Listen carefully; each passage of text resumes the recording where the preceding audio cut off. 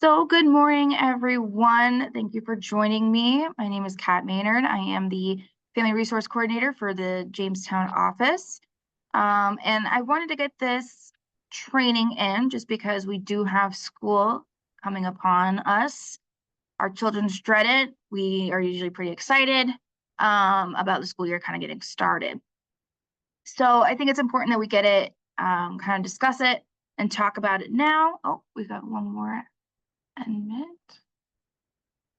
and kind of help us prepare ourselves and our kiddos for what this looks like. So I'm just gonna make sure. Okay.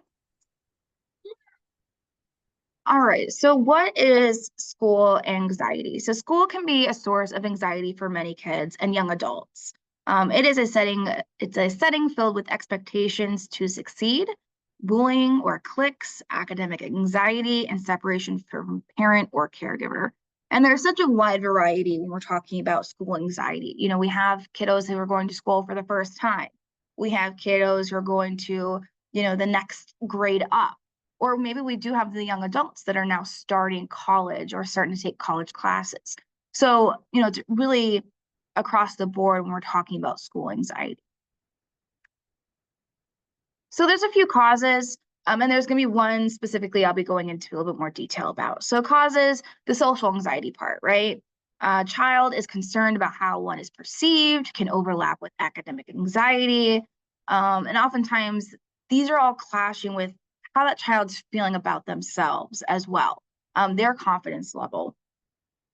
Bullying and cliques, as we might have all maybe possibly experienced as being part of a group of friends, or we've experienced, not being included in a group, or we've experienced the bullying part, where you're feeling isolated or excluded from, going to birthday parties or hanging out with certain people. The academic anxiety, they may feel like they are not performing well enough or not to parents' expectations. And this is when, kiddos start to put a lot of pressure on themselves to do well. Or sometimes it's a cultural thing where it's expected for them to do well in school. And that, again, is another piece of the pressure. And then past or ongoing trauma, a divorce, a death in the family, neglect, or abuse. And this is commonly what we see when we talk about foster care. We have kiddos who are coming in where maybe education, academics have not been the priority. They're not important. And the kiddos maybe not attending school, or if they are going to school, it's because they need a meal, or they're really worried about is mom going to be home tonight? Is, who's going to be, house am I going to be staying at? And so they're not focused necessarily on education, but they're focused on surviving the day. And so that is what we typically see when we're talking about kiddos in care. And if you do happen to have any questions, I'm going to have time at the end, but you could also throw them in the chat. So other causes is the separation anxiety. So younger children may not feel safe being away from their caregiver, part of normal development, but can reach detrimental levels. So if it's really starting to encroach on their ability to even stay at school, that could be a problem. But we typically see this when we're talking about first time going to school, first time riding a bus, or they're going to school for a longer period of time. So that's usually what we see in younger kids. Generalized anxiety, so this may not be specifically related to school, but can show symptoms in the school setting. So a kiddo that might have generalized anxiety, this could be, again, focused on a lot of other things, not particularly school, but it is interfering with their ability to learn. And then chronic health conditions. So children that may be immunocompromised or have chronic pain may not see school as safe. So maybe there's health concerns that are, interfering with their ability, or they're possibly diabetic and they have to make sure they go to the nurse's office. And that could feel kind of, stigmatizing or feel isolating at times. So these are just a few of the causes. Now I wanted to go into one in particular, the social causes. Our kiddos definitely feel the pressure, and we've all been there. We've all been, kids and young adults, and we've all kind of felt this social pressure on to fit in, to find the right group of friends. What are my likes? So some of these could be caused by teachers. So some students are better suited for certain teaching styles and classroom types. So maybe a particular style that the teacher has is not working for that child, or the child's unable to learn that style. Again, part of these pieces here are going to be talking about communication. And if we are talking to our child and they're saying, Miss, just throwing a name out, Miss Anderson is going too fast in the class, so she's maybe not explaining it. Again, we're getting information from the child's side, but we do want to reach out to the teachers if we can and say, can we have a conversation? Some teachers are more, they'll do more tactile, teachings.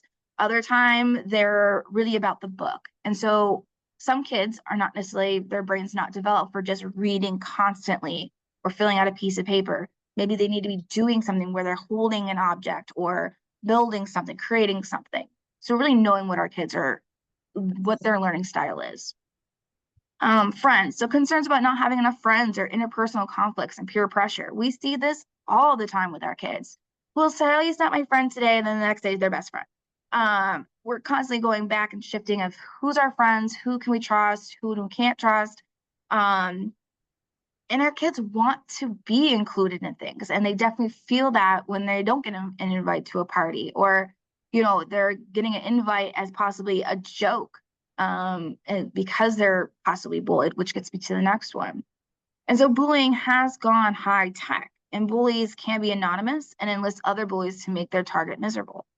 And I believe that most of you have been past the age where, cell phones were available in school. I don't think I got my cell phone until probably my senior year of high school. And so when you had a bully, it probably came in a note or, face to face. And nowadays it is someone behind a screen. And so there's not usually a face to it. You can kind of put the pieces together. But it's really hard when we're talking about bullying and getting that child or those kiddos, going to an administrator and talking about what the problem is and getting kind of the consequences for that. That is a little bit trickier these days, but it's important to understand and know your kiddos' social media, who are they talking to, what's going on. And I think building that relationship and building that trust is part of having access, and letting your child know, like, hey, I'm not trying to infringe upon your privacy, but you're also my child. I want to keep you safe. And so that's important to build that conversation. Overscheduling. So many parents are enrolling their kids in too many extracurricular activities. As kids become teens, these activities become much more demanding. I know we want to keep our kids busy, oftentimes to stay out of trouble. However, sometimes these kids are just looking for, and that kind of gets me to the next piece, is that family time. And when they're running around, we're not really building that relationship with them. We're giving them stuff to do, but it's leaving a big void when we're talking about building relationships and building connections with our kids. And sometimes due to work schedules, we may have to enroll them in certain things, but we really want to make sure we are not over-scheduling them, because as they do get older, the sports are far more demanding. Maybe the traveling gets more demanding, and that leaves little time for parents. It leaves little time for kids to be kids. And so that is really important to remember. And then a lack of family time. Due to the lack of family time, many parents aren't as connected to their kids or knowledgeable about the issues they face. If our kiddo is, going from sport to sport, we're not able to kind of sit down and say, hey, how was your day today? What's going on? Let's talk about it. I know sometimes we can use that time on, in the car rides, but that's not really building that relationship. Having that sit down family dinners, not always doable when you're on the run. But if you've kind of peeled back a little bit of all those activities and made time, in any kind of capacity, maybe it's not eating dinner at the table, but maybe, after practice, we have a picnic at the park. Just finding different ways to connect is so important. And these kids don't know necessarily how to ask for it. So they may be doing it in a way to get your attention. And that's really telling us as parents, hey, I need you right now. I need that one-on-one. And that's really important. Also, not enough sleep can lead to poor cognitive functioning, lack of coordination, moodiness, and other negative effects. You know, teens like to be on their video games or texting or messaging or TikToking. I have no idea. And so making sure our kids are getting sleep and saying, hey, let's put our phone in a phone jail for the night. We all need it. We all need a rest, and you can get it back in the morning. And I think making that sleep a priority is imperative to a child to be able to function. They're not falling asleep in class. They're not exhausted. Their brain's not wandering. And so we also have to make sure we're getting enough sleep, which is not always easy to do as a parent. But to try again, if we need to put our phones somewhere else and say, hey, we're all going to do this together, it's going to help kind of promote that.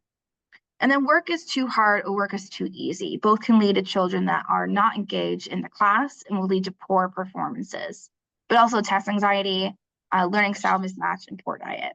So if the work is too hard, the child's going to be like, forget it, I'm not doing it. That was me. You know, as someone who has a learning disability and looking at math and looking at numbers, I was always overwhelmed. And so I would just either pretend not to have any homework or I would rush through it. And so I would not do so hot in my math classes. The other flip side is maybe the work is too easy. So a kid's like, well, I just don't really feel like doing this.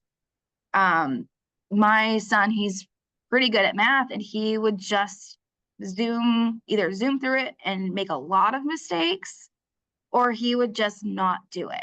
And that was because at that point in his life, the work was too easy for him. It wasn't a challenge, so he could care less at that point. And so again, these both, if it works too hard or works too easy, will lead to poor performances at times. And again, that test anxiety, some of our kiddos have it. Check in with our kids. How are you feeling? Maybe go over some skills, some test anxiety de-escalation, maybe some breathing, tapping. How can we help this child feel more confident in their abilities? Learning style mismatch. Again, kind of going back into how is that teacher teaching? How is my child learning? Is this, for my parents recognized in my childhood that I needed to have a lot of repetition. And if I wasn't having that repetition, I was really struggling with memorizing. And so I had to have this new learning style when I was at home with my parents, and that really helped me succeed. And then poor diet. We want to make sure our kiddos are eating properly. They're getting all of like the fruits, the vegetables, the proteins. And I would say, okay, make sure you're having, again, that balanced diet. Sugar is not always a terrible thing. We need to have sugar in our diet, but to a, healthy measure. I don't want, people, let's cut out sugar completely unless it's necessary for their health. Because if they're ever introduced to sugar, sometimes that can really throw them off the day. But making sure we're keeping a balanced diet. If they skip their apple because you still find it in their lunch later on, maybe replace it at dinner time with something other kind of fruit. But just making sure that we have a healthier diet. Kiddos love their junk. Trust me, I'm a mom of a teenager and I have found many scraps of things, many wrappers of things. So I get it. But I think also having that discussion of what's healthy and what's not is important. So what are some signs and symptoms? So we're talking about the primary grade. So tantrums, refusal to participate in the process of getting ready, loss of appetite or feeling nauseous, nightmares or difficulty sleeping, maybe a headache, an increased heart rate or rapid breathing. Tantrums is usually kind of what we see, and the refusal to participate or get in the process of getting ready. My daughter, she's getting a little bit older. Tantrums, they are on spot right now. She's pretty good at it, and she's not really wanting to get ready for things. And I know as the kiddos get older, that can definitely be a sign of just feeling anxious for the day. I know some kids are like, oh, I have a stomachache, oh, I have a headache now. And that is usually their anxiety speaking and not an actual sickness in itself. And sometimes they have to get over that hump of like, okay, let's get on the bus now. And usually that feeling will go away. And now we'll talk about if it doesn't. So, but these are usually the signs and symptoms that your child's really struggling with anxiety of getting to school, on getting ready for the day. And again, that sleep is really key here. So middle and high school. So maybe they're having a lot of truancy, excessive absences. Maybe they're getting tardy for classes. That loss of appetite, nausea or headache, and possibly self-harm behaviors. I've seen this in myself. I've seen this in kids where they're all of a sudden, I have a stomach ache, I can't go to school today. And it is that anxiety being built up once again. And just kind of talking to them. Some kids can do this before sports too, where they have those butterflies. So they're feeling kind of sick. And it's again, that anxiety rising in them. So we have to work on those skills. What can we do for them?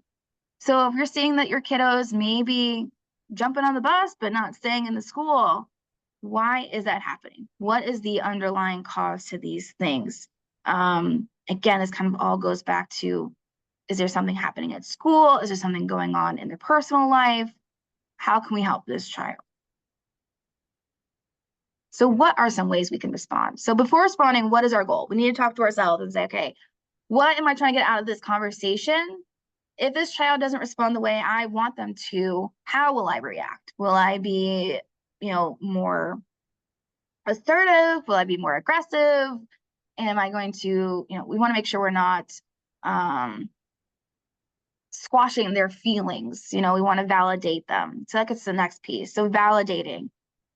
We're talking about some hard stuff. We have all kind of been through this road of trying to grow up, figuring out who we are, figuring out what we like, what we don't like, where is our clique, who are our friends, who can we trust, and what are some things that we do enjoy doing at school. So validating those emotions that they might be having is really important, because then you're saying, okay, I hear you, I see you, let's work together on this. Understand the worry. So get specific, curious tone, and convey empathy. So say, hey, I see that your grade has dropped a little bit in, English. Is there something going on there? Is the work different than last quarter?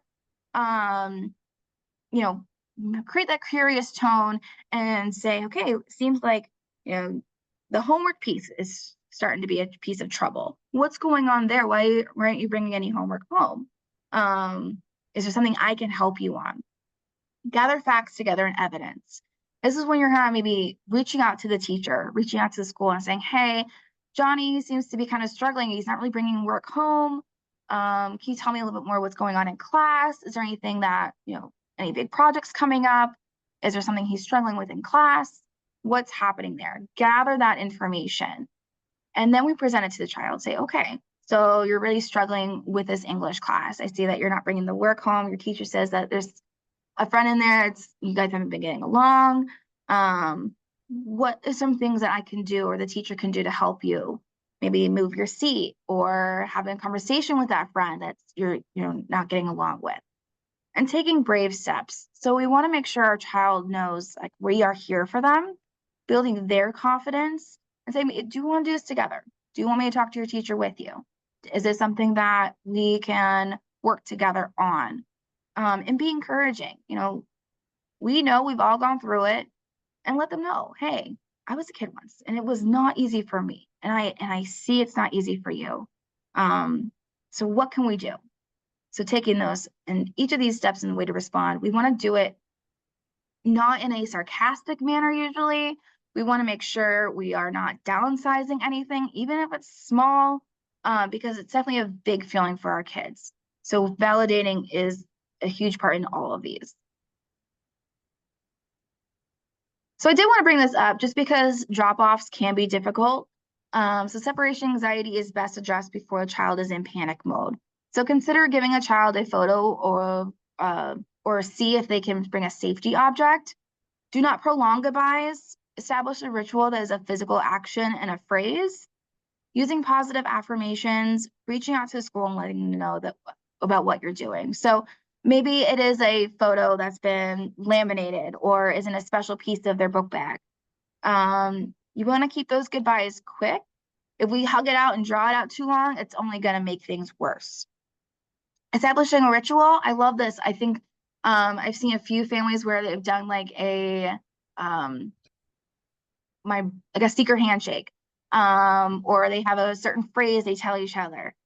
For my daughters, it is let's roll in the morning and here we go. And we kind of get those phrases going in the morning. And we also have like pump up music because it distracts them from actually leaving the house and gets them ready to go to the sitters. And I used to do that with my son when he was a little bit younger. He, of course, does not want to listen to like jamming out music in the morning or have to stay in the car with me too long. But doing something that's a ritual that's going to connect you to is really important. Positive affirmations. I am strong, I am smart, I am capable. Getting our kiddos to be saying those things to themselves is going to start building that confidence, that self-esteem.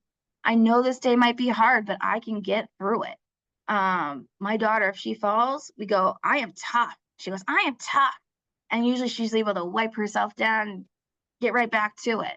And so talking about that, building that up for a child, even at young age, is so important because we want to build that confidence, build that up for them because, again, we don't want to have these major meltdowns at drop off or for them to even get to school onto the bus. Now, is this always going to work? Not always. But if we make it a routine, we make it consistent, we're building that for them. We're helping them with that. And then again, reaching out to the school, letting them know my child's really having difficulty with transitioning. They can't really get to that car in the morning, and they can't get out of the car once we get to school. Transitions are difficult. So maybe they have someone that they've connected with at the school that can be there to help them, hey, good morning, Tommy, let's go. Let's get in the classroom. I've been waiting for you all morning. That can help brighten their day. And if we're having that communication with the school, they're going to be able to help us, hopefully. So other ways to support. So talk openly about feelings and mental health. Check your priorities. Establish regular communication with child's teacher. See if they need any extra support and help them get organized.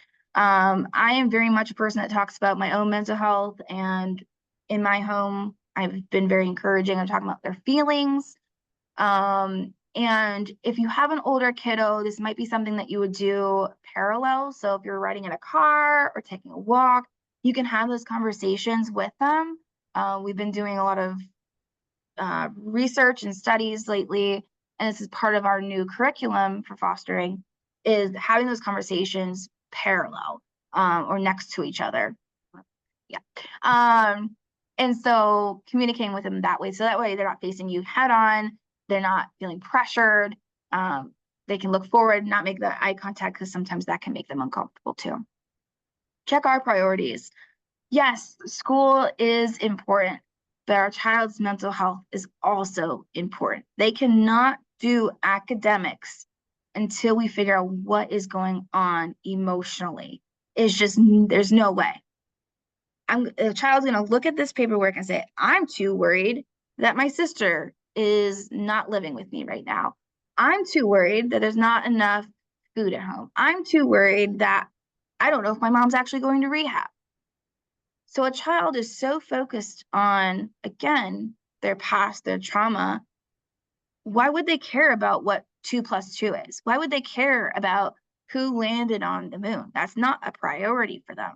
And so we have to understand, where can we step in? How can we help this child? And getting them the right resources and right connections is going to be key in helping them be able to focus at school. And then again, establish regular communication with a child's teachers. Teachers, I worked in a school, and teachers want parents to be able to reach out to them. Because teachers often have many kids in their classes, it's not easy to make all those connections all the time.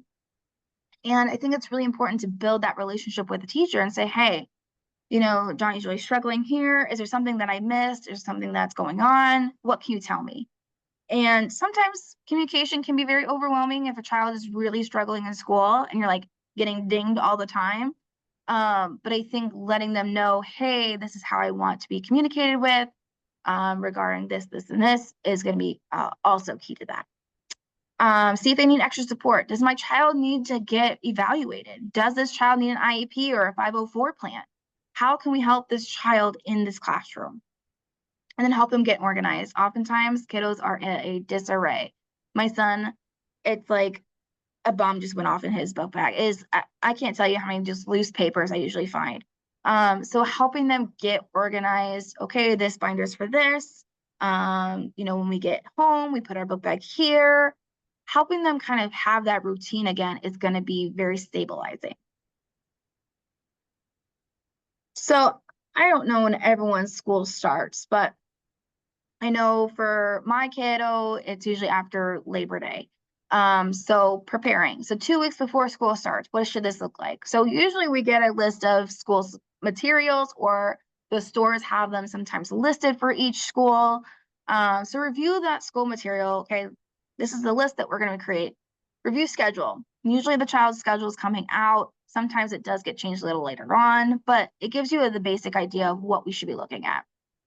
Discuss what pickup may look like. So if we are picking our child up, what does that look like? If the bus is coming, okay, your bus stop is here. If this is the first time for your child to go to school, this is really important because they're so anxious. Oh no, the bus might forget me. Or I might be late for the bus, or I don't know where to go. Helping them understand, okay, this is your stop. This is what it's going to be. Sometimes in a small area, you might know the bus driver. So kind of reviewing that with our kids is important.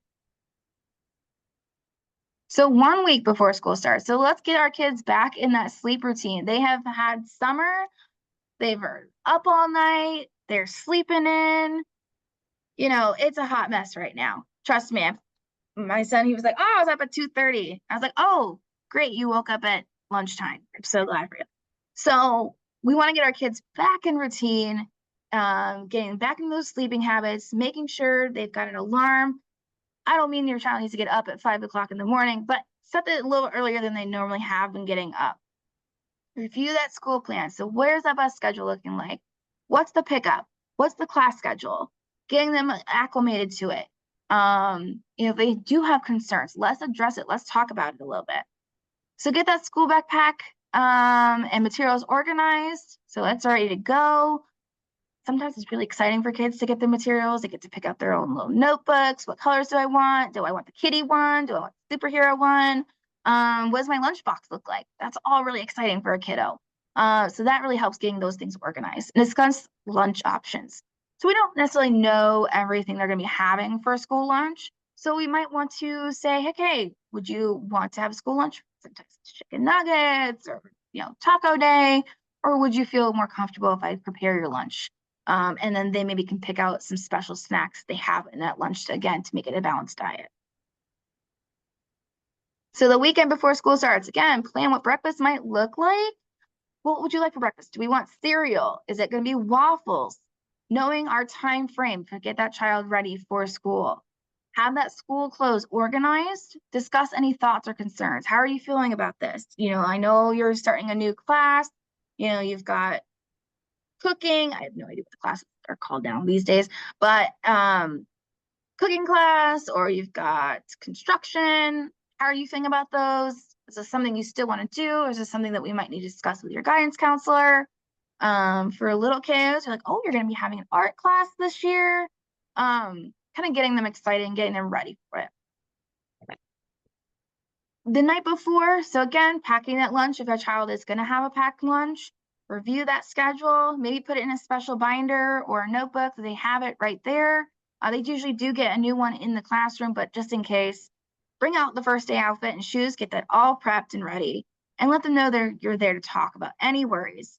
If our child does want to take a special toy or a special picture of us, let them know, okay, this is only for break time, if you need to give this a hug, and or check in with the teacher the day of the first day, see if they can even bring stuff that week. So I do have a 5-minute video. It's kind of just reviewing what we talked about, and just kind of how do we manage this going back to school. So I'm going to share my sound. second. And Laura, if you can give me a heads up if you can hear it.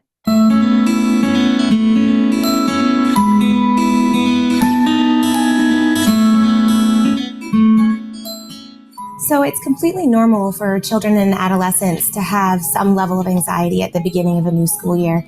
It's a new year with new teachers, new expectations of them, and possibly new friends. And having some anxiety is a good thing because it pushes us to do our best, like study for a test or look both ways before crossing the road.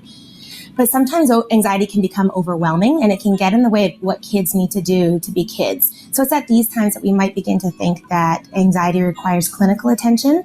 And that's often with the school kids who are refusing to go to school or like significantly struggle every day to go to school. Anxiety is our body's natural response when it thinks that it's in danger. And that can be for a variety of reasons. Sometimes that has to do with separating from parents, but it can also have to do with making new friends or writing a test or answering a question in class. So it really can be different for each child. When we think of anxiety, we often talk about the fight, flight, or freeze response.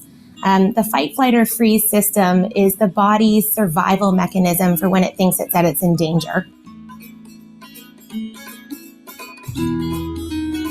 Some kids are really anxious about going to school and they might try to get out of school or say that their stomach hurts. And for those kids, that's often the flight. They want to avoid school because they think it's scary at all costs. Other kids might act out or misbehave when they're anxious, and these are the fight kids. So they feel in their body that they're really in danger, and so they need to protect themselves.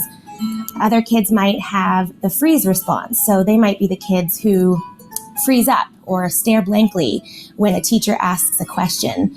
And so they might seem a little bit more distracted or spacey. So it really can look different in all kids.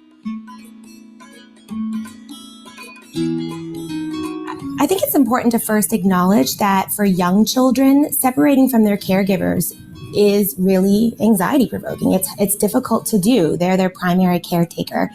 So it's important to start talking about school early and often so that you can come up with a plan ahead of time. Anxiety in teens can look a little bit different. As kids get older, they become less anxious about separating from their parents and more anxious about social situations. So that often takes one of two forms. They're either worried about performance, so they're worried about tests or presenting in front of the classroom, or they're worried about being judged or embarrassed. So I think there's some useful strategies for all ages, and it's best to start with the basics, which is making sure that your kids are eating and sleeping well. And sometimes they've been on a different schedule for the summer. So it's good before school starts to get back into a bedtime routine and a morning routine that's going to mimic what they're going to do when they're back at school. It's also important for parents to talk to their children about how they're feeling about going back to school. For instance, if they're worried about making new friends, parents can role play with their children about how do you make a new friend? And it gives them a script, a language to be able to use when they're in that situation. Parents sometimes don't have a lot of patience to when their kids are sort of complaining every day, I don't want to go to school, I don't want to go to school. So sometimes we say things like, well, you have to.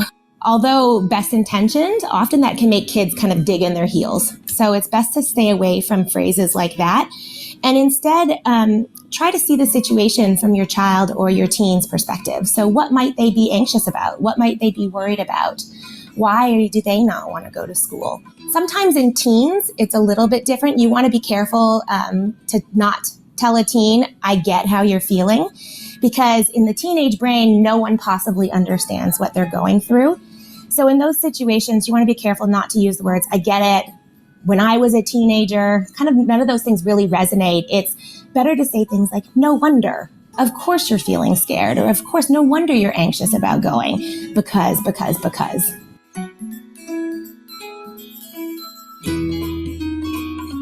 Kids look to their parents to gauge their emotional reactions in a potentially scary situation. They pick up on your cues. Try to remain calm as best as possible. Take a deep breath, and then do what you really know is best for your child, which is to love them, to understand how hard this might be for them, to help them plan ahead, and to help them problem solve if a situation comes up that they're finding stressful. No parent wants to see that their child is struggling. So we think, oh, I'll just let them stay home today, or I'll keep them home. They can't handle it. And it really does send that message. You can't handle it, or there is something to be worried about. Feeding into the avoidance, letting kids get out of going to school really does make things worse in the long term. It makes the anxiety worse, and it makes it harder to go back.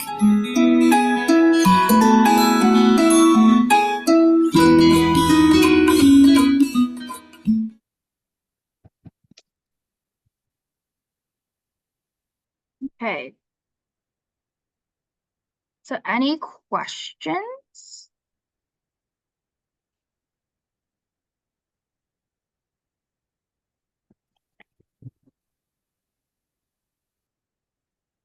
Seem like it. Got one in the chat.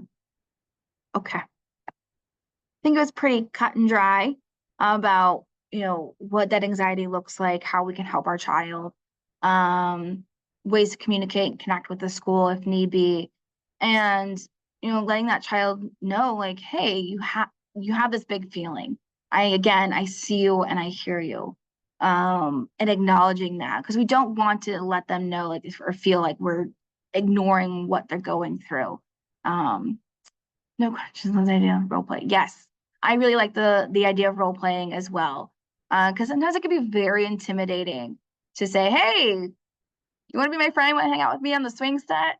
And some kids just don't have those skills yet, and so kind of role playing and showing them and talking to them about that's really important. So, all right. So what I'm going to do here, it's going to end it awkwardly, so stop recording.